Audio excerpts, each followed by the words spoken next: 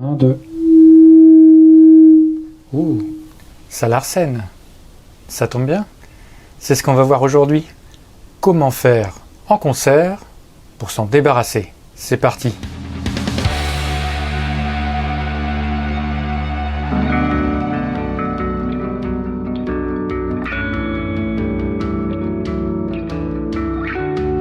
Et l'arsène, c'est la phobie de tous les musiciens. C'est extrêmement pénible, surtout quand, pendant les balances, il vous est rien arrivé, et arrivé en concert, vous commencez à avoir l'arsène sur l'arsène.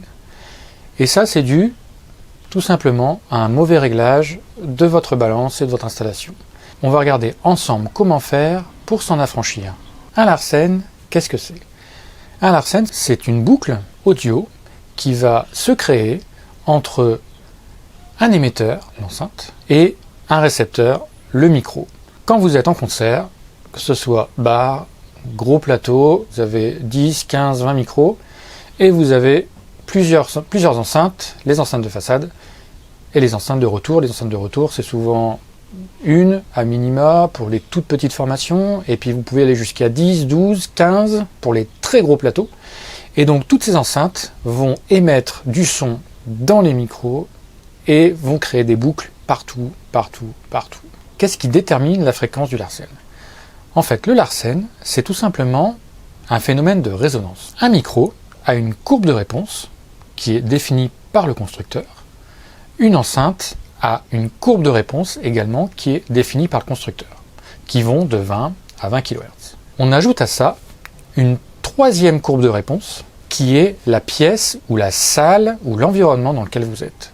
Les trois courbes de réponse, micro, enceinte, salle de concert, vont générer des résonances, et ce sont ces résonances qui vont générer des Larsen.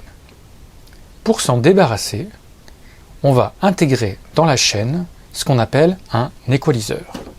Aujourd'hui, on utilise des équaliseurs numériques qui sont directement intégrés dans les consoles de mixage. Pour vous présenter un peu le principe, je vous présente un équaliseur analogique 2x31 bandes, et cet équaliseur va nous permettre de régler notre chaîne de sonorisation entre le micro et l'enceinte.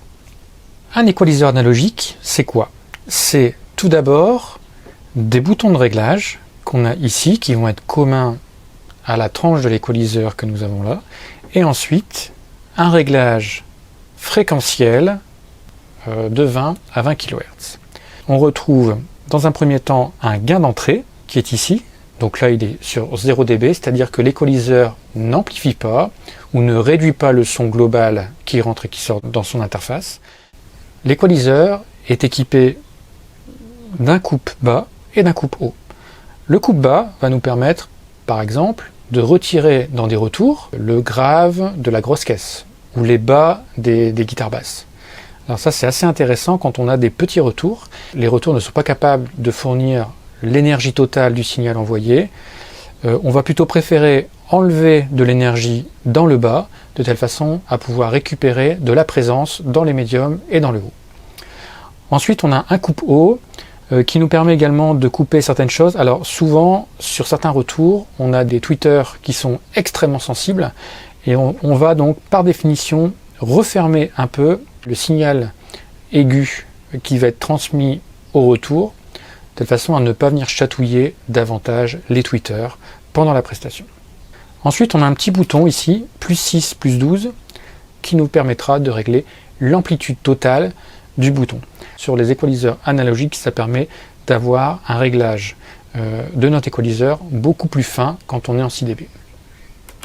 Concernant le raccordement, on prend notre sortie de table de mixage qu'on va brancher sur l'entrée de l'équaliseur, et ensuite on prend la sortie de l'équaliseur qu'on va brancher directement sur notre enceinte. On va maintenant passer à la pratique. Pour régler notre équaliseur, on va volontairement provoquer des Larsen sur chacune des enceintes du plateau installées, et on va les régler indépendamment les unes des autres avec la méthode que je vais vous montrer juste après. On fait attention à ne pas trop monter dans les niveaux, on protège ses oreilles et c'est parti. On va approcher tout doucement le micro de l'enceinte et on va couper fréquence par fréquence. Donc là, j'ai du 300 Hz à peu près, donc je le coupe directement. Donc là, c'est plutôt du haut médium, donc je le coupe là direct.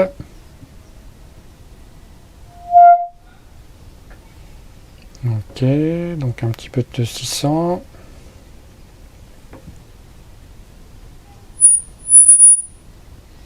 Donc là j'ai du très aigu, plutôt dans le 10 kg à peu près.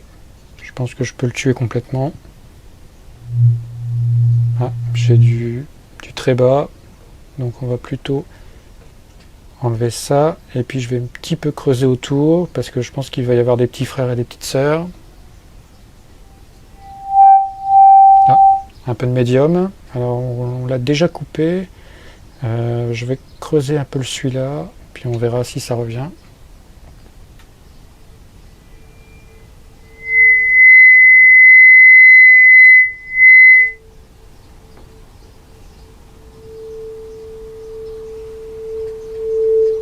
J'ai un peu de 400 qui revient, alors du coup comme j'ai déjà coupé le 315, c'est bizarre. Ok.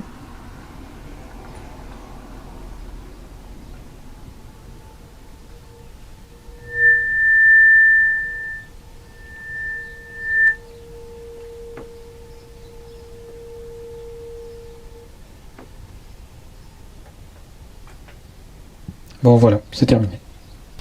Voilà, le réglage est fait.